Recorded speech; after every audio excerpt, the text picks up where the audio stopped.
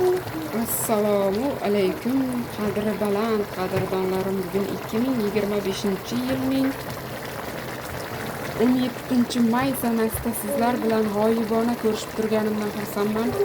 Bugun mana kechki ovqatga osh qilyapman.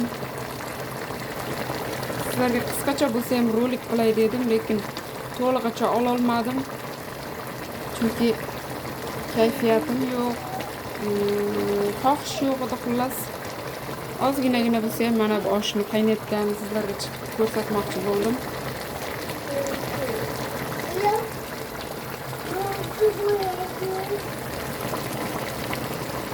Juda chiroyli qaynayapti. Hamma joyi bir tekisda mana. Miltillab.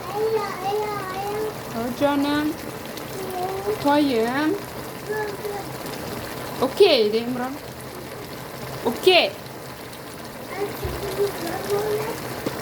Bugun Jizzaximizda, ya'ni Orom bozorida juda katta yong'in bo'ldi. Buni menimcha internet sahifalarida shov-shuv bo'lib ketdi. Hamma bildi menimcha, hamma joyda tarqaldi bu yomon noxush xabar. Mana shu yong'in bo'lgan zdaniya, ya'ni binodagi ish yuritayotgan barcha nima deydi, choyxona bormi, magazin bormi, barcha o'sha joyni egalariga Allohim sabr bersin. Aytadi-ku, suv balosidan, o't balosidan, tuhmat balosidan o'zing asragin deb. Haqiqatda mana shu 3 ta balodan juda ham qutulish qiyin. Tuhmat balosi ham, suv balosi ham, o't balosi ham juda ham yomon narsa haqiqatdan ham.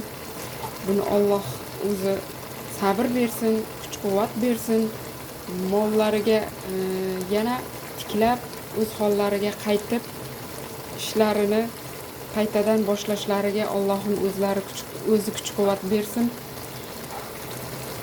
Xullas, mana shu yomon noxush xabar ham menga ta'sir qildi biroz. Allohim o'zi asrasin, hech kimni bunaqangi ofatlardan asrasin. Nima ham derdim? Alloh o'zi sabr bersin, hech kimni boshiga bunaqa kunlar tushmasin. Juda katta yong'in bo'lgan, kun issiq, shamol kamiga. Nimadan yong'in chiqqan endi buni Alloh biladi, o'sha joyni egalari biladi. Xullas, hammalariga Allohimdan sabr so'rayman.